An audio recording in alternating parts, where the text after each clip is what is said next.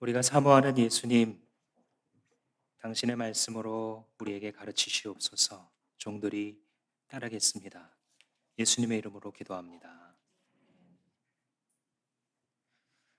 나다나엘 호손의 큰 바위 얼굴이라고 하는 소설은 교과서에도 실린 바가 있을 정도로 많이 알려진 소설입니다. 미국의 한 작은 시골 마을에 사람의 얼굴을 모양을 하고 있는 바위산이 있었고, 거기 살고 있었던 소년 어니스트는 어렸을 적부터 어머니로부터 전설을 듣고 성장하게 됩니다. 언젠가는 저 큰 바위를 닮은 위대한 사람이 나타나서 우리에게 좋은 일을 해줄 거야. 그 지역이 사는 사람들이 믿고 있는 그 전설을 어니스도 마음 깊숙이 새겼고, 그 큰 바위 얼굴을 바라보면서 그런 훌륭한 분이 언제 나타나나 하면서 소년, 청년, 그리고 장년과 노년기를 보내게 된다라고 하는 소설입니다. 소년기의 어니스트는 게더 골드라고 하는 사람을 만납니다.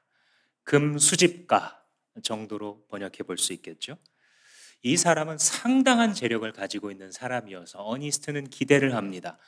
이 사람은 많은 재물을 가지고 정말 훌륭한 일을 할 수 있겠구나. 그러나 그랬던 예상과는 달리 이 게더골드는 똑똑하기는 한데 너무나 영약해서 어려운 사람에게 어쩔 수 없이 도와줘야 되는 상황이 되면 가장 작은 동전 하나나 던져주는 사람이라서 너무나 실망을 하게 됩니다. 그때마다 어니스트는 다시 큰바위 얼굴을 찾아갑니다. 그때마다 어니스트야, 실망하지 말아라. 그 사람은 반드시 나타날 거야 라고 말하는 것만 같아서 어니스트는 다시 마음을 잡고 살아갑니다. 세월이 조금 흘러서 어니스트는 청년이 되었고 목수일을 배워서 동네에서 그 일을 하면서 살고 있었습니다. 그때 만난 사람이 올드 블러드 앤 썬더, 우리로 말하자면 천둥담력 이 정도 되는, 이 사람은 자기가 본 사람 중에 가장 용맹스러운 장군이었습니다. 그래, 저렇게 큰 용기와 자기가 계획한 대로 결단하고 실행해내는 저런 능력이 있는 사람이라면 우리 마을을 위해서 큰 일을 할 수 있을 거야 라고 기대했지만 역시 얼마 안 가서 실망하고 맙니다. 그 사람은 강한 의지력이 있는지는 모르겠지만 다른 사람에 대한 자비와 지혜라고는 요만큼도 찾아볼 수 없는 고집쟁이였음을 발견했기 때문입니다. 세월은 더 흘러갑니다. 어니스트는 이제 장년이 되어 결혼을 하고 가정을 꾸렸습니다. 그때 만난 인물이 올드 스토니 피즈, 그러니까 늙은 바위 얼굴 정도 되는 사람을 만나게 됩니다. 이 사람은 산전수전을 다 겪고 결국 사람들에 의해서 선거로 선출이 된 노련한 정치가였습니다. 그 사람은 무엇보다도 외모가 위풍당당했습니다. 바로 이 사람이 내가 봐왔던 그 큰 바위 얼굴과 가장 닮은 사람이구나, 너무나 기대를 하게 됩니다. 그를 볼 때마다 저처럼 당당한 사람이 우리를 도와줬으면. 그런데 얼마 안 가서 또 실망하고 말죠. 그 사람은 겉으로 보기에는 기품이 있어 보이고 당당하고 사람들과 대화를 할 때도 거침이 없었지만 권력욕과 명예욕에 찌들어 있는 노예에 불과한 사람이구나 라고 깨달았기 때문입니다. 어느덧 어니스트는 노년이 되었습니다. 어떤 시를 읽고 있는데 이 어니스트가 이제 목수일을 그만두고 은퇴한 다음 자식들에게 다 물려주고 나서 어니스트는 설교자가 되어 있었습니다. 그래서 어느 날 또 책을 읽으면서 시를 보는데 그 시가 자기의 마음을 깊이 울리는 걸 보고 어쩌면 이 시를 쓴 사람이 바로 내가 평생 동안 만나고 싶었지만 못 만났던 그 큰바위 얼굴이겠거니 라고 생각을 했습니다. 그런데 우연히 그 시인을 만납니다. 이야기를 주고받다 보니까 그 시를 쓴 사람이 바로 지금 자기 앞에 있다는 것을 어니스트는 알게 됩니다. 그러나 그 즉시 실망할 수밖에 없었는데 그의 외모는 큰바위 얼굴과는 전혀 닮지 않았기 때문이었습니다. 시인은 사과를 합니다. 그런 사람을 찾아오셨군요. 저도 신념을 가지고 나름 열심히 살아보려고 애썼지만 현실의 문제 앞에서 신념을 지키지 못하고 타협했던 적도 있었다라고 하면서 오히려 위로를 해줍니다. 둘은 친구가 되어서 이제 친하게 지내게 되었습니다. 그러던 어느 날 어니스트가 설교자라는 것을 알고 이 친구가 된 시인이 어니스트의 설교를 들으려고 찾아왔습니다. 단 위에 선 어니스트의 모습을 보는 순간 이 시인 친구가 외쳤습니다. 여러분 보세요. 저 어니스트 씨야말로 그 우리가 기다리던 큰 바위 얼굴과 가장 비슷하지 않은가요? 이 말을 들은 사람들이 모두 어니스트를 쳐다보았는데 나이가 들은 어니스트의 모습은 정말 어느덧 늘 사람들이 바라보던 어니스트 자신이 늘 꿈꾸었던 그 큰 바위 얼굴의 모습이 되어 있었다라고 하면서 이 소설이 막을 내리죠. 그러니까 아마도 이 호소는 우리가 살아가면서 영웅이 멀리 있는 것이 아니라 자기 자신이 올바른 목표를 향해서 늘 그 모델을 따라가려고 애쓰다 보면 어느덧 그러한 사람이 될 수 있다. 다른 사람에게 실망하지 말고 삶에 지치거나 분노하지 말고 당신이 그런 사람이 되어라. 이런 메시지를 주고 싶었겠죠. 오늘 우리가 읽은 이 디모데전서 3장은 우리에게 큰 바위 얼굴을 보여주는 것과 같습니다. 이것을 바라보면서 모델로 삼고 살아가라. 그 실제 구체적인 내용은 감독과 집사의 자질입니다. 그래서 이러이러한 자질을 가진 사람이 리더가 될 수 있다. 기독교인 리더가 될 수 있다라고 그 자질을 쭉 얘기하는 건데요. 사실 읽다 보면요. 어휴, 너무 힘들어 보입니다. 저도 이걸 읽다 보면 내가 단 아래로 내려가야겠구나 이런 생각이 들 정도입니다. 그런데 이것을 주신 목적은 그것을 위해서가 아니에요. 우리가 이미 너는 이루지 못했으니까 너는 나쁜 사람이야가 아니라 이것이 너를 부르시는 부르심이니 늘 그것을 쳐다보면서 소원하고 하나님 앞에서 나아가라 라고 하는 목표점을 우리에게 주는 말씀. 그렇게 읽으신다면 이 디모데전서 3장이 여러분들에게 엄청난 유익이 될 줄로 믿습니다. 그래서 오늘 특별히 1절에서 7절까지를 중심으로 살펴보려고 합니다. 그 이유는 뭐냐면 7절까지는 감독, 그 다음에는 집사 이렇게 나와 있는데 우리가 흔히 생각하는 것처럼 뭐 과장님, 부장님 이런 어떤 서열을 가지고 여기서 매기고 있는 게 아니라 사실 보면 거의 비슷한 자질이에요.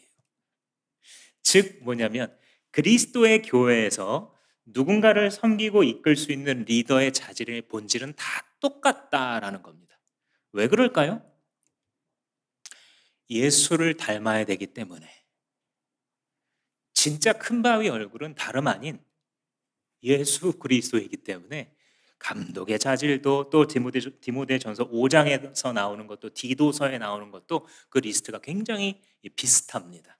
그래서 결국은 예수 그리스도를 따라가는 것으로서의 됨됨이를 말하는구나 라고 생각하시면 되겠습니다. 이 편지를 쓴 배경은 이렇습니다. 사도 바울이 선교 여행을 크게 적어도 3번을 다녔지 않습니까? 그러면서 오늘날의 그 터키 이 서남 쪽에 있는 도시 에베소에 가서도 복음을 전하고 거기에 교회가 세워지게 됩니다. 이 교회가 계속해서 중요한 영향력을 끼치게 되는데 문제가 뭐였냐면 복음을 전해서 교회를 세워지게 했던 사도 바울이 떠나야 된다는 거예요. 그래서 그를 따라왔던 그 제자인 디모데 아주 젊었음에도 불구하고 교회의 지도자로 세우고 떠나면서 디모데야 앞으로 이렇게 사역을 해라 라고 가르쳐주는 책이 바로 이 디모데 전서라고 볼 수 있습니다. 그 중에서도 이제 오늘 이 3장은 너 혼자 일할 수 없을 거야. 그러니 동역자들을 세울 때 이런 사람 중심으로 리더를 세워가라 하고 그 지침을 몇 가지를 주고 있는 것입니다. 그래서 1절부터 7절까지 나와 있는 그 지침이요 10개가 넘습니다. 이런 사람, 이 사람은 이래야 되고 이래야 되고 이래야 되고 그 4개로 정리해 볼 수 있을 것 같아요. 관계를 중심으로. 첫 번째 리더가 이 주님과의 관계에서 어떤 사람이 되어가야 하는가? 두 번째로는 이 리더가 자기 가족 간의 관계에서 어떤 사람이 되어가야 하는가? 세 번째로는 내부, 자기 공동체 안에서 어떤 사람이 되어가야 되고, 네 번째로는 외부, 믿지 않는 사람들과 함께 더불어가는 세상에서 어떤 자질을 추구해 가야 하는가? 이렇게 네 가지로 요약을 해볼 수 있을 것 같습니다. 하나씩 살펴보도록 하겠습니다. 첫 번째는 주님과의 관계예요. 기독교인 리더 혹은 기독교인 리더가 되기를 원하는 사람은 어떤 자질을 가져야 되는가? 한번 따라해 보시겠습니다. 리더는 순종한다. 리더는 순종하는 사람입니다. 리더는 이끄는 사람 아닌가? 사전적 의미로 혹은 세상에서의 의미로 그렇게 얘기할 수 있겠죠. 근데 오히려 반대로 첫 번째 기독교인 리더의 자질은요, 자기 스스로가 팔로워가 되는 거예요. 주님을 따를 줄 알아야 그 주님을 향하여 이끌 수 있으니까. 내가 내 삶에서 그리스도를 사랑하지 않고 그리스도를 따르지 않으면서 다른 사람을 그리스도를 따르게 만들 수는 없는 노릇이니까. 그래서 리더의 중요한 자질이 순종한다는 건데 그걸 10가지의 예를 들어서 설명을 하고 있습니다. 근데 거기서 하고자 하는 말은 결국 뭐냐면 네 자신이 그리스도를 따르는 사람인가? 순종하는 사람인가? 이걸 물어보고 있습니다. 1절부터 보시면 이 말은 옳습니다. 어떤 사람이 감독의 직분을 맡고 싶어하면 그는 훌륭한 일을 바란다고 하겠습니다. 감독이라고 하는 단어는 오늘날 우리가 뭐 이제 감리교 가면 여러 교회를 또 위에서 다스리는 감독이라는 이런 분이 계시잖아요. 감리교 제도에는 그걸 말하는 게 아닙니다. 초대교회에 있었던 감독은 성경에 나오는 장로와 거의 겹치는 걸로 봅니다. 장로는 이 구약의 배경을 가지고 있죠. 한 그 동네에서 나이와 신앙과 인품으로 가장 인정을 받아서 다스리고 재판도 하고 이런 사람을 장로라고 쭉 불렀습니다. 그러니까 히브리적 전통 속에서도 전통 속에서 교회 안에 이런 리더들이 있어야 되는구나라는 것은 있었어요. 근데 이제 또 감독이라는 것은 이 의미가 뭐가 담겨 있냐면 위에서 지켜본다 이런 뜻이에요. overseer, 영어로는 이렇게 번역하는 경우가 많습니다. 감독을 그러니까 말하자면 파수꾼입니다. 하나님께서 맡기신 영혼이 몇 명이 됐든 몇십 명이 됐든 그 사람들을 이렇게 돌아보면서 그들이 그리스도 안에서 잘 성장하고 있는가, 시험에 들지는 않았는가, 마귀가 이 사람을 공격하지는 않았는가, 어떻게 도와줘야 되는가, 이 사람이 죄에 빠졌을 때 어떻게 꾸짖고 어떻게 격려하고 회복시킬까, 이런 일들을 하는 사람들이 초대교회부터 있었고 그런 사람을 이제 뽑았죠. 그래서 이제 중세교회가 잠을 자면서 이 서열화가 됐어요. 교황을 정점으로 해서 이 명령에 복종하는 체계로 이렇게 이제 만들어졌는데 종교개혁을 하면서 성경 원문으로 돌아가 보니까 그게 맞지 않는 거예요. 초대교회에서부터 그 안디옥 교회 같은 예를 보시면 사도 바울과 바나바와 한 3명 정도의 리더가 더 있어서 공동의 리더십을 발휘하는 것을 볼 수 있습니다. 그래서 1인 리더십보다는 다중 리더십이 더 성경적인 것이구나라는 것을 깨닫고 그런 정치 체계를 만든 것을 오늘날 장로교주의라고 부르기도 하고 개혁주의 혹은 이걸 가장 집대성한 신학자의 이름을 붙여서 칼빈주의 이렇게 이제 붙이기도 하죠. 그래서 오늘 우리가 속해 있는 교단도 바로 장로 교단인데 다중 리더십을 추구한다라고 하는 그런 장점을 갖고 있습니다. 근데 이제 성경에서 말하는 감독과 장로의 역할과 오늘날 장로의 역할이 비슷하면서도 또 다른 면이 있습니다. 그런 것들은 나중에 강의를 통해서 설명을 더 드리고 중요한 건 뭐냐면 그 당시의 감독과 장로 그리고 오늘날의 목사, 장로 이런 역할들이 조금 다를 수는 있어도 본질은 같다. 본질은 같다. 왜냐하면 영혼들을 돌보는 사람들이 어떠한 됨됨이를 가져야 되는가? 그것은 시대에 따라서 변하는 것이 아니기 때문입니다. 그런데 1절에서 어떤 사람이 감독이 되고 싶어 하면 그것은 훌륭한 일을 바라는 일이다. 어려운 단어는 하나도 없는데요. 사실 알쏭달쏭하죠. 이 말 뜻이. 2가지로 해석이 가능합니다. 하나는 뭐냐면 감독이 되고 싶어 한다는 것 자체가 훌륭한 것이야. 이 뜻. 또 한 가지는 뭐냐면 이 감독의 직분을 하는 것은 그것은 훌륭한 일이야. 그래서 그것을 바라보면서 하는 이 마음이 훌륭하다, 혹은 이 감독직 자체가 훌륭하다. 이게 두 가지로 볼 수 있고, 아마 그 두 가지 다 틀린 것이 아닐 것 같습니다. 지금 여기서 사도 바울이 얘기하고자 하는 바가 뭐냐면, 누군가를 섬기는 자리예요. 성경의 리더라는 것은 예수 그리스도께서 이 세상의 위계 질서를 말하는 이 삼각형을 뒤집으셔서 180도 뒤집으셔서 자기가 맨 아래 죽으심으로 섬겼잖아요. 그러니까 주님을 가장 깊이 아는 먼저 믿은 신자들이 그 다음에 자기의 피와 땀을 흘려 헌신하는 겁니다. 그 위에 교회가 세워져 가는 거고, 그 위에 초신자들과 VIP들이 올려와서 순종을 받는 이런 구조, 그런 거룩한 리더십으로 주님께서 뒤집으셨죠.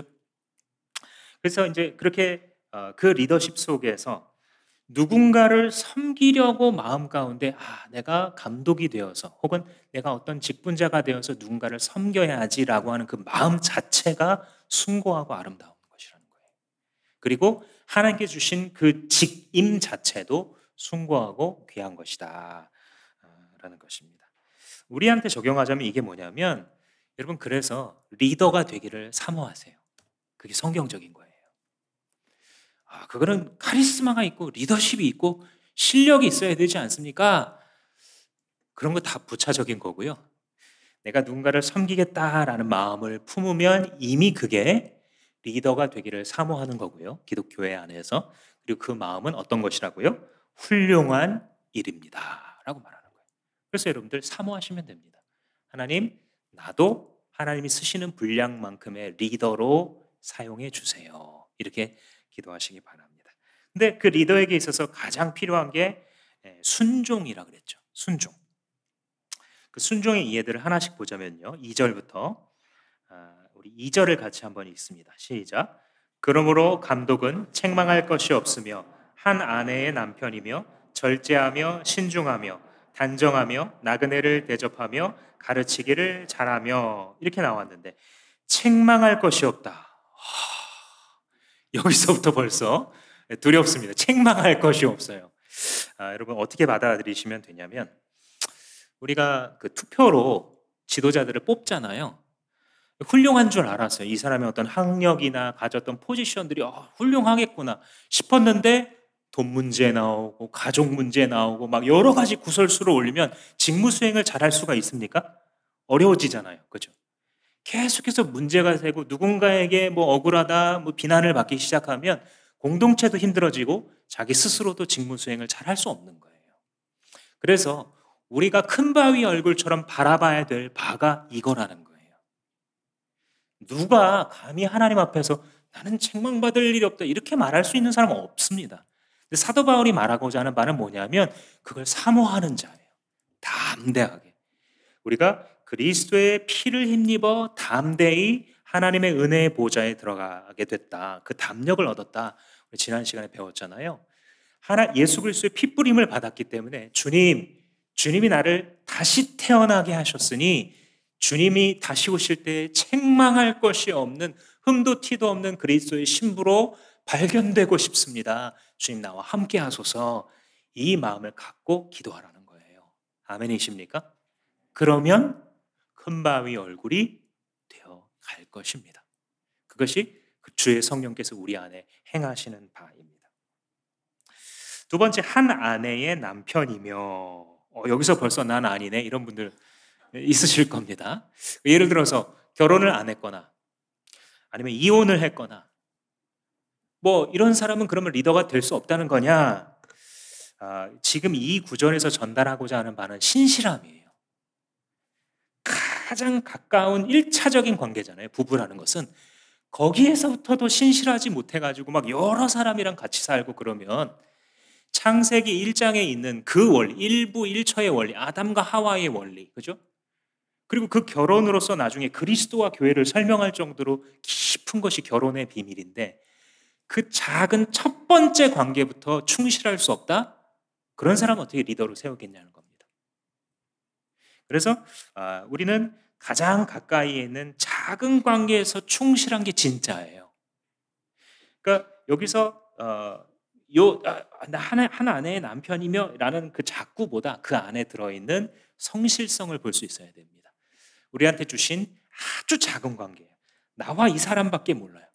어쩔 때는 나와 이 아이밖에 몰라요, 이 관계를. 근데 그 작은 관계에서 신실할 수 있는 게 진짜 신실한 거예요. 많은 사람들이 봐줄 수 있고 많은 사람들이 평가해주고 칭찬해주는 관계, 그것보다는 사실 여기에 그 사람의 신실성이 다 들어가 있는 겁니다. 아, 독신으로 살아가거나 이런 사람은 그러면 리더가 될 수 없느냐? 아니요. 사도 바울도 홀로 살았잖아요. 그러니까 기혼자가 되어야만 리더가 될 수 있다. 그 말이 아닙니다. 한번 이혼한 사람은 어떻습니까? 한번 실수해서 넘어진 사람 어떻습니까? 그 사람은 다시는 리더로 세우실 수 없습니까? 아니죠. 그리스도 안에서 진실하게 회개한 회개의 증거가 나타나고 그것이 섣부른 결정이 아니라 공동체에 의해서 다시 받아들여졌다면 회복될 수 있습니다. 그 사람이 다시 말씀 사역자가 되는 것은 좀 다른 이야기일 수 있을 것 같습니다. 이건 저의 개인적인 해석입니다. 그러나 그 직분이 아니라고 한다면 공동체가 받아들일 수 있고 그의 진실한 회개의 증거가 있다라고 한다면 넘어졌더라도 다시 주님 앞에 쓰임 받을 수 있는 길이 있다고 저는 믿습니다. 그래서 이 일부 다처제가 이렇게 막 유행하고 있는 그런 고대 사회에서조차 한 아내의 남편으로서의 성실성을 보여주는 것이 다른 사람들을 이끌 수 있는 리더의 한 가지 자질이다. 세 번째, 이 세 가지를 묶어서 볼 수 있습니다. 절제하며 신중하며 단정하며, 이 세 가지는 좀 서로 관련이 있어요. 절제한다라는 거는 뭐냐면 sober minded, 그러니까 뭔가에 홀려 있지 않은 거예요, 정신이. 그러니까 주로 이 당시에는 술이거든요. 나중에 술도 또 따로 나오기도 하는데, 특히 이제 이 팔레스타인 지방도 그렇고 물이 부족하기 때문에 포도주가 굉장히 중요한 식수입니다. 독일이 맥주가 굉장히 중요한 석회수가 많기 때문에 식수인 것처럼 이 땅도 그랬거든요. 그런데 그러다 보면 거기에 빠지잖아요. 더 이상 정신 차리게 못, 똑바른 정신으로 뭐를 할 수 없게 되는 겁니다. 그러니까 술만 말하는 게 아니고요. 모든 종류의 중독되거나 정신이 팔린 모습을 말하는 거예요. 신중하며, 이것도 그거랑 관련이 있습니다. 셀프 컨트롤이에요. 자기 자신을 딱 조절할 수 있는가. 우리의 식습관에 있어서, 소비 습관에 있어서, 성욕을 대하는 태도에 있어서 여러 가지 셀프 컨트롤을 이미 해본 사람이냐 아니냐. 그게 쉽다는 얘기가 아니고요. 그리스도의 도우심으로 말미암아 옛사람을 벗어버리라는 주님의 말씀을 받아들여서 주 안에서 피 흘리는 싸움을 한 결과 그리스도를 붙들고 승리할 수 있는 방법을 배운 사람이에요. 그렇죠? 그래서 절제하고 신중하다. 그다음에 단정하다라는 건 뭐냐면 제일 중요한 개념이 질서 잡힌 거예요. 내면적으로나 외부적으로나. 이게 책상이 이렇게 있습니다. 책상이 마구 어지러져 있어요. 막 책상에 잊지 말아야 될 것들이 막 있습니다. 막 속옷도 있고 양말도 올라와 있고 어제 풀다 만 코도 막 있고 막 펜도 막 저기 있고 책은 어디 들어가 있어서 뭘 할 때마다 막 찾는데 30분씩 걸린다면 뭘 일을 제대로 할 수 없겠죠. 삶이 막 자기 마음대로 헝클어져 있어요. 제때 해야 할 일을 하지 않았어요. 막 아주 힘들고 어려운 일을 하라는 게 아니라 그냥 그날 해야 될 아주 작은 삶의 의무들 있잖아요. 그냥 그런 마땅한 일들이 그냥 그때 성실하게 땀 흘리고 꾀부리지 않고, 그죠? 뭐 어쩌다가 쉴 수 있고 뭐 당연합니다. 그렇지만 계속 게으름 부리려고 하는 것이 아니라 그냥 오늘 하루 주신 동안에 오늘 해야 될 작은 일들을 내일로 넘기지 않는 이런 태도. 그래서 삶이 자꾸 질서를 잡혀 가는 이런 모습을 단정하다라고 볼 수 있습니다. 오늘날 이제 사람들이 재정을 대하는 태도도 이게 굉장히 필요하죠. 그죠? 사실 어렵기도 합니다. 워낙 이 소비를 미덕으로 치는 주의이기 때문에 야, 뭐하러 참아? 지금 질러가지고 쓰면서 갚으면 지금부터 혜택 보는 건데, 이런 마치 이게 지혜롭게 느껴지는, 한두 세대 전만 해도 그걸 사기 위한 돈을 다 모으기 전까지는 이 빚을 지지 않는 게 미덕이었던 시대도 있는데 지금 이제 그렇지 않다고 자꾸 미디어가 주입을 하니까 거의 다 설득이 됐습니다. 99%는 그걸 미덕으로 생각하지 않죠. 그러나 성경으로 다시 돌아와야 됩니다. 우리 삶의 습관, 자기의 몸을 다스리는 것에 있어서, 잠을 자고 일어남에 있어서, 무엇을 먹음에 있어서 절제하고 신중하고 질서 잡힌 단정함을 회복하게 하옵소서. 이게 우리의 기도 제목이 된다면 마귀는 두려워할 것입니다. 저 사람이 정신 차렸구나. 저 사람 정신이 똑바로 박히기 시작했구나. 다음으로 네 번째, 나그네를 대접하며. 잘 오늘날은 안 다가올 수 있습니다. 당시에 순회 전도자들이 있었어요. 바울같이. 이 사람들은 그 동네에 있는 크리스찬들이 도와주지 않으면 숙식을 해결하기가 되게 어려운 사람입니다. 그러니까 그렇게 자기 땅에 들어와서, 동네에 들어와서 복음 전하고 있는 사역자들을 도와준다면 그것이 바로 그리스도를 섬기는 일인 것이죠. 또 전도자가 꼭 아니라 할지라도 안 믿는 분들일 수도 있어요. 근데 당시에 그런 사람들을 향해서 열려 있었어요. 초대 기독교인들이. 이름도 모르는 사람인데도 이렇게 보아하니까 잠잘 데도 없는 거예요, 이 사람이 지금. 그러면 그 사람을 자기 집으로 들이거나 아니면 비용을 지불해서 어디에 묵도록 하는 이것이 초대 기독교인들에게서는 굉장히 익숙한 덕목이었습니다. 왜냐하면 진짜 훌륭한 신앙인들이 그렇게 하고 있으니까 사람들이 그걸 따라갔어요. 한국의 기독교도요, 이런 시절이 굉장히 많았습니다. 그래서 많았던 간증 중에 하나가 뭐냐면, 정말 뭐 길에서 빌어먹는 그런 사람들을 대접했는데 알고 보니까 이 사람이 나중에 천사인 것 같더라, 막 이런 간증도 상당히 많이 있었고요. 부지 중에 천사를 대접한 이들도 있느니라, 성경에도 나와 있는 말인데 그런 간증들이 많았습니다. 오늘날에는 사람들이 너무 깔끔하게 살려고 너무 어떤 그 위험을 조금이라도 하는 것을 너무 지나치게 또 피하기 때문에 이런 덕목들이 사라졌어요. 오늘날의 나그네가 누굴까요? 다른 곳에 와서 의지할 것 없이 사는 사람, 물론 이런 사람도 있어요. 뭐 외국인 노동자라든지 뭐 탈북민이란 이런 사람이 있죠, 그죠? 그분들을 도와주는 것은 직접적으로 이걸 따르는 거죠. 나그네를 잘 대접하며. 기독교인 리더의 덕목이죠. 근데 꼭 그런 사람이 아니라도 가만히 생각해 보시면요, 돈도 가졌고 많이 가졌는데 어디 정처가 없는 사람이에요. 자기 마음을 둘 곳이 없는 사람, 그죠? 의지할 데가 없는 사람입니다. 그런 사람을 향하여 열린 따스함을 가지고 대하는 것, 그게 나그네를 대접하는 겁니다. 우리 주변에 나그네는 항상 있어요. 옷을 바꿔 입을 뿐이지. 그런데 기독교인들이 이게 리더의 덕목이구나라는 것을 아는 순간 또 눈이 열리죠. 다섯 번째, 가르치기를 잘하며. 확실히 나는 안 되겠네, 이런 분이 또 있으십니까? 이게 뭔가를 막 조리 있게 잘 티칭을 한다, 강의를 잘한다, 그게 아니에요. 여기서 가르친다는 건 뭐냐, 아까 오버시어였잖아요. 그러니까 나랑 같이 신앙생활하는 사람이 뭐 3명이 있어요. 근데 이 3명이 잘 신앙생활하고 있다, 늘 돌보고 있다가 아닌 것 같으면 말해주는 거예요. 그러려면 자기가 기독교 신앙 위에 분명히 서 있어야겠죠. 진리가 무엇인지 성실히 공부했었어야 되겠죠, 교회 안에서, 그죠? 그래서 자기 이 함께하는 그 영원한 사람이 이단에 자꾸 빠져들어가고 있어요. 여기서 더 열심히 기도하더라, 여기서 설교를 듣는데 기가 막히게 비유를 풀어주더라, 내가 처음 들었어 그런 설교. 딱 들어보니까 이상한 게 느껴져요. 그러면 그 사람을 가서 다시 손을 잡고 잘 끌어오는, 이게 잘 가르치며의 뜻이에요. 한 영혼을 잘 인도하는 거죠. 여섯 번째, 3절 말씀 보시면 3절도 같이 한번 읽어보겠습니다. 시작. 술을 즐기지 아니하며 난폭하지 아니하고 너그러우며 다투지 아니하며 돈을 사랑하지 아니하며. 아까 이제 술을 즐기지 아니하며, 요건 아까 절제에서 설명을 했으니까 넘어가자면, 한 가지는 술을 즐긴다라는 것을 할 때 즐거움을 쾌락에서 찾는 모습이거든요. 이게 마음이 너무 외로운 거예요. 그러면 어떻게 해야 돼요? 기도를 해야 되잖아요, 주님께. 근데 마음이 외로워요. 그럼 어떻게 해요?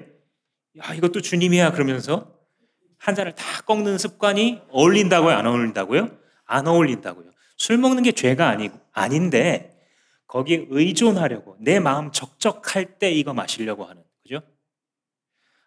뭔가 그러니까 거기서 즐거움을 얻으려고 하는 것을 가다 보면 결국은 사람이 망가질 수밖에 없죠. 그러니까 술만이 아닌 거예요. 지금 여기서 말하는 것은 쾌락을 다른 곳에서 찾으려고 하는 것.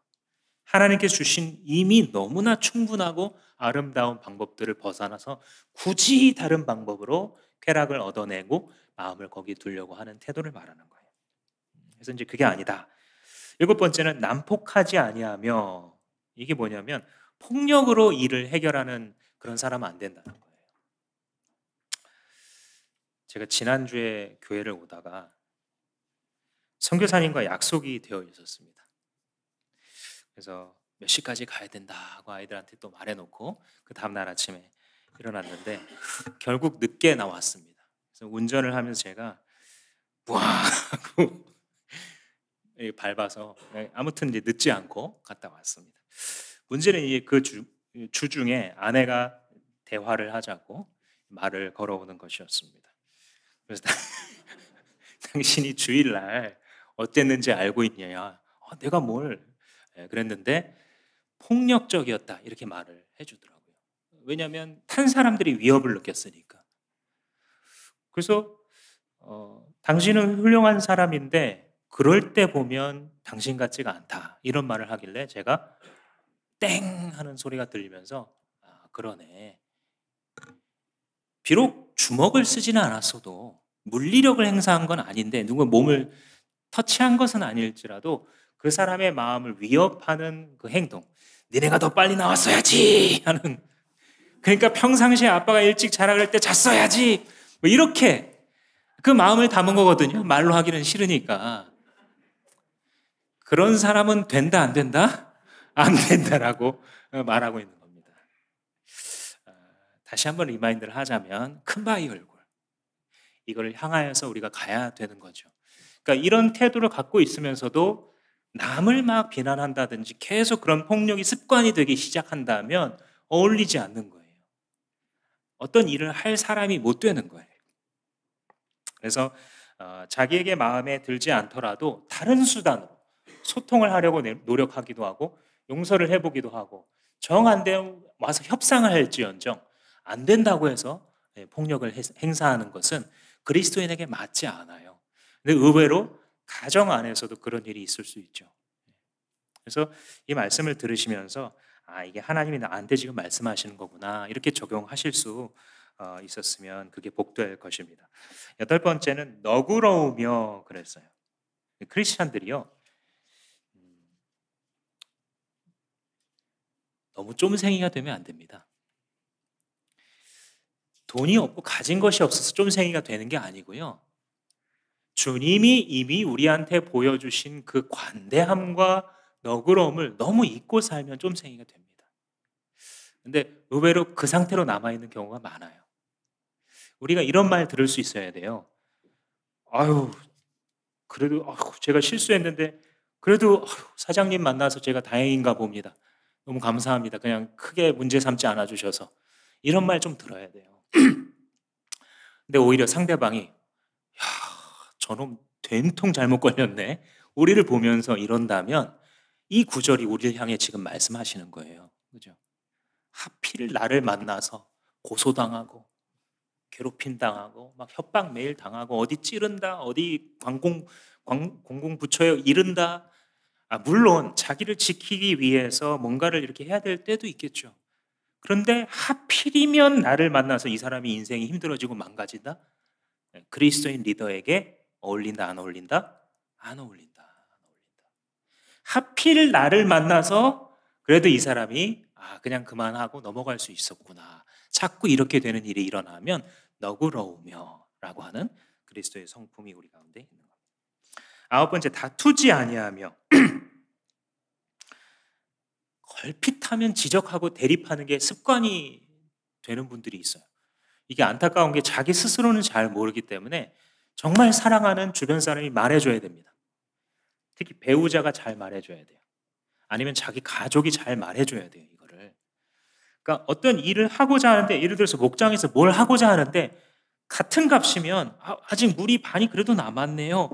그러면 보면서 판단할 수 있잖아. 아, 반은 비웠으니까. 근데 그럴 수 있는데 어떻게 했길래 반이 비었냐고. 항상 이렇게 의사소통을 하면요, 재미없습니다. 그런 교회 재미없는 교회예요. 그렇잖아요. 그런 목장 재미없는 목장입니다. 그래서 걸핏하면 뭔가를 잘못되고 안 될 거라는 부정적인 말, 그죠? 당신은 뭐 맨날 하는 게 그런 모양, 그 모양이냐고. 계속 그런 말을 하게 되면 가정이든 교회든 다 다운되는 거죠. 그죠? 예. 근데 그게 아니라 다투는 태도가 아니라 자꾸 건설적인, 그죠? 내가 심지어 상처를 입었어도요, 그것을 건설적으로 소통해서 하나님의 기회를 만드는 분이 있고요. 내가 상처를 입었음으로 인해서 그래 나를 이렇게 상처를 줬어 하면서 마귀의 기회를 만드는 분도 있어요. 잘 생각하세요. 10번째는 돈을 사랑하지 아니하며 이랬습니다. 그러니까 돈이 목적인 사람은 그리스도를 따르는 일에 합당하지 않은 거예요. 뭐 당연한 얘기겠죠. 오히려 제가 반대를 좀 얘기하고 싶은데요. 젊은이들 가운데 우리 청년들도 계시지만 교회에서 이렇게 막 자라나다 보니까 그래, 돈을 목표로 삼으면 안 돼. 나는 기도하면서 하나님 뭔가를 주실 때까지 기다려서 이렇게만 하는 분들이 있어요. 그러니까 기도하는 것도 좋은 거고 하나님의 뜻과 인도하심을 기다리는 것도 좋은 거예요. 그런데 돈을 목표하는 게 나쁜 겁니까, 여러분? 어때요? 얘기를 바꿔볼까요? 농부가 봄에 씨를 뿌립니다. 근데 생각해 보니까 자기 가족이 먹으려면 10가마가 필요해요. 그리고 자식들이 뭐 공부도 해야 되고 모두 사야 돼가지고 또 10가마가 더 필요한 것 같아요. 그래서 20가마를 거두려면 이 정도 씨를 뿌려야겠구나. 이게 탐욕스러운 겁니까? 신성한 노동을 하는 겁니까? 신성한 노동을 하는 중입니다. 그죠? 돈을 목표하는 것 신성한 노동입니까? 아닙니까? 신성한 노동이에요. 돈이 목적이 되면 그게 우상숭배죠. 돈을 위해서 사람도 짓밟을 수 있고 정직도 버릴 수 있고 하나님을 섬기는 것도 뒷전을 할 수 있다면 그게 우상숭배예요. 그런데 젊은이가 사회에 진입하면서 내가 이제 20살이 됐구나. 부모의 지원을 받는 게 당연하지가 않구나. 물론 부모님이 지원해 주시면 너무 감사한 거예요, 그거는. 근데 그러지 못한다 할지라도 전혀 엄마 아빠가 미안한 거 아니에요. 제가 성인이니까 제가 열심히 제 삶을 책임질게요 라고 하는 태도를 갖고 있는 사람. 그래서 돈을 벌 목표를 갖고 있는 사람. 뭐 더 공부할 수도 있겠죠. 그런데 그러면 그 공부하고 그 뒤에 돈을 목표로 가져가는 사람, 그 사람이 지속적으로 교회와 하나님을 섬길 수 있는 사람이에요. 그렇죠? 그래서 돈을 사랑하지 않는다라는 것은 돈을 우상숭배하고 목적 삼지 않는다는 거예요. 그런데 또 반대로 게을러서 자기에게 주어진 책임을 다하지 않는 것도 다른 면에 있어서 똑같은 우상숭배다라고 말할 수 있습니다. 그래서 이제 이 10가지가 그거죠. 그리스도께 순종하겠느냐 이거 묻는 겁니다. 너가 이제 예수 믿었지? 그리고 거듭났지? 그리고 교회 생활은 이제 어느 정도 했는데 너 그리스도께 순종하는 방식으로 신앙생활을 하고 있니?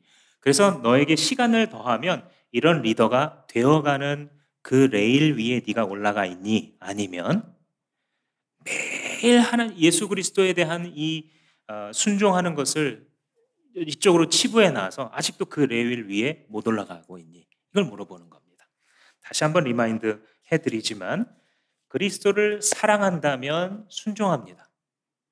내가 부족하지만 큰바위 얼굴 대신 예수 그리스도를 따라가다 보면 어느새 이 디모데전서처럼 살아가는 인생이 될 것입니다. 그래서 그 1번을 좀 길게 다루고 있고요. 나머지 2, 3, 4번은 좀 짧게 다루고 있죠.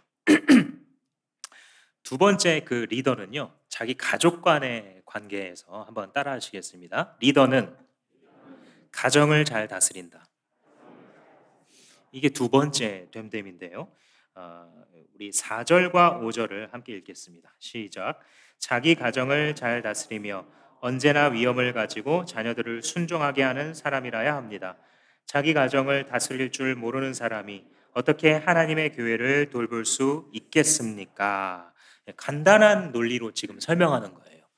가정이라고 하는 작은 공동체에서 잘 이끌고 있는 사람이라면 조금 더 하나님이 많은 사람들을 주신 그 공동체를 맡겨도 그것도 잘 이끌 거다. 그죠?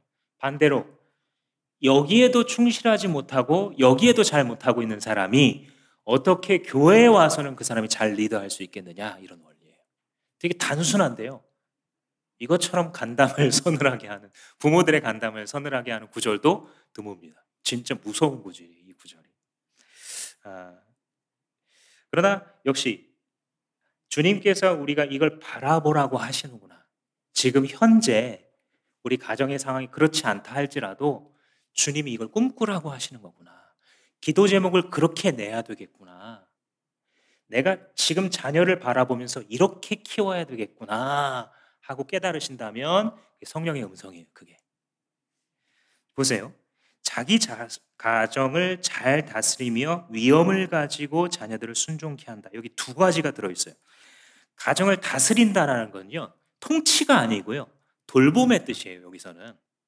그래서 만약에 자기가 이 돈을 버는 역할을 하잖아요. 그거 열심히 해야 됩니다. 그래 가정을 잘 돌보는 거잖아요. 자기가 하는 게 자녀를 이렇게 보고 집안을 뭐 정리한다든지 이런 거 하는 거다. 그 성실히 잘해야 돼요. 세상 사람들은 다르게 말할걸요? 그죠? 네가 더 손해야. 아니, 네가 더 손해. 여자가 손해. 아니, 남자가 손해. 계속 죽을 때까지 이럴 거예요. 거기에는 아무런 열매도 생명도 없어요. 잘 아셔야 돼요. 성경에 생명이 있어요. 내게 맡겨진 그 역할을 잘 돌봐야 돼요. 자기 가정에 있어서. 그죠? 두 번째는 뭐냐면 자녀를 또 한 사람의 리더로 키우고 있는 중이어야 돼요. 이게 어떤 원리냐면 아까 리더는 순종하는 사람이라고 했잖아요. 리더는 예수님의 팔로워잖아요. 근데 자기 자녀들에게 순종을 가르친다면 이 자녀들도 리더로 자라고 있는 거예요. 이해되세요? 순종할 줄 알기 때문에 그리스도께 순종하겠죠. 그러니까 이 사람은 지금 리더로 길러지고 있는 중입니다. 저는 우리 시대에 대한민국에 가장 필요한 진리 중에 하나가 이라고 생각해요. 가장 시급한 해독제 중에 하나가 이거라고 생각해요.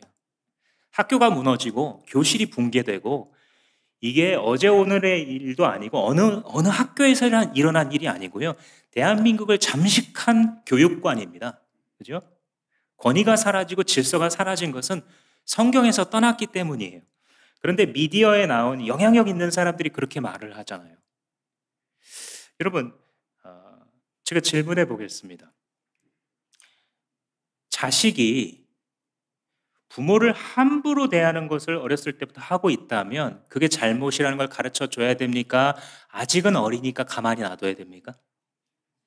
가르쳐 줘야지 그게 잘하는 부모예요. 그죠? 성경에서 자식에게 채찍을 들라 써 있습니까? 들지 말라 하고 써 있습니까? 뭐라고요? 들지 말라고 여기 한두 번 나온 것 같은데, 채찍을 아끼는 자는 자식의 영혼을 미워하느니라 이렇게 써 있어요. 사람들이 이 말씀을 듣기 싫으니까 어떻게 바꾸는지 아세요? 그 문화적인 거다. 그 당시에는 그랬다. 이렇게 얘기해. 아닙니다. 아니에요. 히브리서 신약에서도 그렇게 얘기해요. 징계가 없으면 사생자다. 친자식 아니니까 매를 안 되는 거다. 이렇게 얘기해요. 신약 성경에서. 너가 이 자식을 사랑한다면, 그리고 정말 지혜가 있는 부모라면 아직 말을 배우지도 않은 그 어린 상태에서부터 질서와 권위를 가르칠 거라는 거예요. 왜? 그 3살 버릇이 80까지 가니까. 근데 요즘에 영향력 있는 교육가들은 어떻게 말합니까? 그것도 정서 아동 학대입니다. 이렇게 말할걸요? 그죠? 물론 매를 대지 않고도 잘 자라는 소수의 아이들이 있어요. 일부러 때릴 필요는 전혀 없습니다. 그리고 저도 새 아이를 키웠지만 아주 어렸을 때 몇 대를 맞으면 초등학교 들어갈 때쯤에 이미 맞을 일이 없어야 정상이구나라는 걸 저는 깨달았어요. 왜 일부러 때리겠어요? 말로도 되고 벌을 세우는 걸로도 충분히 잘못을 깨닫는 교육이 이미 3살 때부터 되어졌는데 뭐하러 8살짜리를 때려요? 그죠? 이게 안 되니까 14살 된 아이를 가지고 갑자기 두들겨 팰라 그러니까 거기서 문제가 생기는 거지. 그죠? 이 사회는 지금 대단히 잘못되어 있어요. 교실이 붕괴되고 사회 질서가 모두 붕괴되고 권위를 모두 무시하게 되니까 사람들은 무질서와 혼란 가운데 이게 맞았다 저게 맞았다 하고 있는 중에 다 틀렸어요.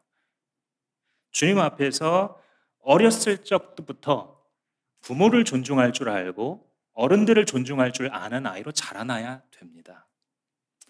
여러분, 교육부서에서 아이들이 예배를 드리고 있는데 한 아이가 막 소리를 지르면서 예배를 막 이렇게 방해하고 있어요. 그러면 선생님이 이 아이를 제지시켜야 됩니까? 아직 어리니까 가만 놔둬야 됩니까? 제지시켜야 지혜롭고 사랑하는 선생님입니다. 그죠? 제지시키지 않는 선생님은 그런 교회 학교는요, 문제 안 만들려고 제지 안 하는 거예요. 사랑해서가 아니에요.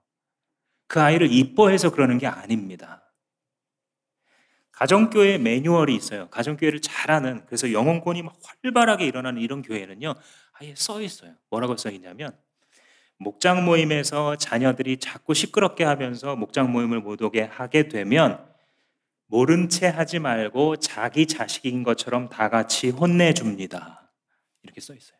아예. 그래서 아이들이 목장 모임을 할 때부터 질서를 배우는 거예요. 아, 그렇구나.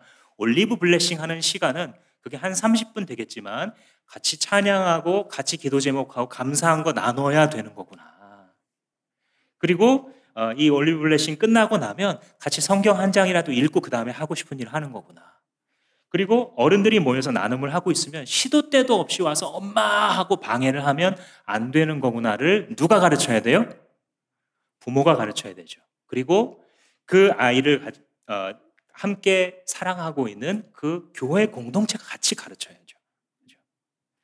그게 안 되면 학교에 가서도 아이들을 막 방해해 놓고도 선생님이 제지할 때 왜 아이의 길을 꺾냐. 그죠? 왜 아이를 정서적으로 학대를 하냐. 이런 말을 하면서 뭐가 맞는지 모를. 그죠? 계속 학생과 이 교사 간에 비극만 계속 벌어지게 되죠. 교회만 남았어요. 교회는 절대 기준이 있거든요. 하나님의 말씀. 이걸 버리면 끝이에요, 우리도. 그러나 우리는 이것으로 회복해야 됩니다. 그래서 여러분들 자녀들이 어리면 어릴수록 순종을 가르치셔야 돼요. 한 번 더 물어볼게요, 마지막으로. 어려서부터 말을 배우기 전부터 순종이 뭔지를 배운 애가 나중에 순종하겠습니까? 아니면 안 배웠던 애가 그 다음에 말기 알아들으니까 가르치면 순종을 배우겠습니까? 전자입니까? 후자입니까? 전자예요. 말할 것도 없습니다. 못 가르칩니다. 저도 하나님의 은혜로 모든 연령 대상의 부서를 다 맡아서 경험을 해봤는데 클수록 자유를 줘야지 규칙을 말해주면 안 됩니다. 규칙과 이런 것들은 어려서부터 몸에 배도록 가르치는 게 지혜로운 그 부모입니다. 그래서 청소년쯤 되면 야, 너도 이제 거의 어른이잖아. 이 말을 듣고 나서 자기 마음을 돌아볼 줄 아는 아이로 길러내실 수 있는 여러분 되셨으면 좋겠습니다. 그렇게 키운다는 것은 이 4절에서 얘기하는 것처럼 자녀를 또 한 사람의 리더로 키우고 있는 거예요. 정말 멋있는 일이에요. 주님께 순종할 줄 안다는 것은요, 눈에 보이시지 않는 주님께 순종하기 전에 내 눈앞에 있는 엄마에게 순종할 줄 아는 아이예요. 그거 이제 그만 먹는 거야. 이 말로 될 수 있어야 정상입니다. 아이가 나쁜 게 아니고요, 우리가 교육을 잘못해서 그게 안 되는 거예요. 그래서 자녀가 예수 그리스도를 순종하기 전에 자기 눈앞에 있는 부모님, 선생님, 목장의 어른들, 교회 전도사님과 선생님의 말을 들을 수 있도록 교육하는 것이 좋은 방식이고 우리의 교육부서들도 이거 신경 써주시기 바랍니다. 모른 채 하는 게 좋은 교육이 아니고 가르치시고 상담하시고 또 가정에서도 목장에서도 동일한 방식으로 우리가 마음을 합할 수 있다라고 한다면 점점 더 아름다운 아이들이 즐깁니다. 목장 모임을 즐겨요, 아이들이. 왜냐하면 질서 잡힌 곳에서 서로가 행복하니까요. 세 번째로 한번 따라 하시겠습니다. 리더는 겸손해야 한다. 요거는 내부인과의 관계예요. 간단한 겁니다. 이것도 6절 같이 한번 읽겠습니다. 시작. 또 새로 입교한 사람도 안 됩니다. 그리하면 그가 교만해져서 마귀가 받을 심판에 떨어질 위험이 있습니다. 그러니까 이제 겉으로 써 있기는 이제 막 믿은 사람은 안 된다. 교만해지기 때문에 이렇게 이제 말하는데 그 방점이 어디 있냐면 교만해지면 안 된다. 여기 있어요. 예수님 믿은 지 며칠 안 됐는데 사회적으로 명망이 높거든요. 이분이 막 교수님이라든지 어디에 막 높은 분이야. 그러니까 어서 오십시오. 얼른 이 직분 가지시죠. 예, 사실 많이 했던 실수입니다. 우리 나라가 많이 했던 실수인데 그러면 안 된다는 거예요. 그러면 이 사람이 어떤 생각 딱 품게 되냐면 그래 교회 별거 없네. 내가 사회에서도 돈 많고 이거 있으니까 인정해 주는데 교회도 똑같네 결국은. 이렇게 됩니다. 우스워져요. 교만해지는데 그게 바로 마귀가 타락했던 제목이기 때문에 그렇게 하지 말라는 거죠. 근데 그 다음 질문이 뭔지하면 그러면 새로 입교한다라고 했을 때 그럼 기간이 얼만큼이냐? 그죠? 그게 뭐 일주일이냐, 한 달이냐, 1년이냐, 2년이냐. 그거는 공동체가 알맞게 정하면 됩니다. 더 중요한 게 뭐냐면 겸손해질 수 있어야 된다는 거예요. 내부인들, 우리 공동체 사람들이 서로 볼 때에 겸손해질 수 있도록 제도를 만들고 그렇게 이끌어 가야 한다는 거죠. 그래서 우리 교회는 그걸 약 6개월에서 1년으로 봅니다. 예수 믿은 지 6개월에서 1년 지나면 리더 할 수 있습니다. 실제로 열매를 통해서 검증되고 있는 일이에요. 예수님을 믿고 예수님 말씀대로 제가 복종하겠습니다. 이것만 있으면 돼요. 그리고 생명의 삶은 우리 교회의 DNA이기 때문에 이거를 안 들으면 사실 동역자가 아닙니다. 여러분 빨리 들으셔야 돼요. 생명의 삶을 듣고 예수를 이렇게 순종하겠다 이 두 가지만 있으면요 리더할 수 있어요 이미. 왜냐하면 성령께서 이 안에 가르쳐 주시고 또 교회에서도 함께 도울 거기 때문에 가능합니다. 근데 아무튼 교만이라는 함정에 빠지지 않도록 교회도 그렇게 해야 되고 스스로도 겸손해야 된다. 자, 마지막으로 이제 외부인을 향한 태도입니다. 한번 따라 하시겠습니다. 리더는 외부의 존경을 받아야 된다. 이것도 그냥 들으면요 되게 무섭습니다. 7절 말씀해 보시면 감독은 또한 교회 밖의 사람들에게도 좋은 평판을 받는 사람이어야 합니다. 그래야 그가 비방을 받지 않으며 악마의 올무에 걸리지 않을 것이기 때문입니다. 되게 높죠 기준이. 그 불신자들 말하는 거예요. VIP들이 우리 직장 동료들이 자기를 봤을 때요 맘카페에 다른 신분 있는 엄마들이 자기를 봤을 때요 인정해 줄 수 있어야 된다는 거예요. 여러분 이게 어려울까요? 쉬울까요? 쉽습니다. 쉽습니다.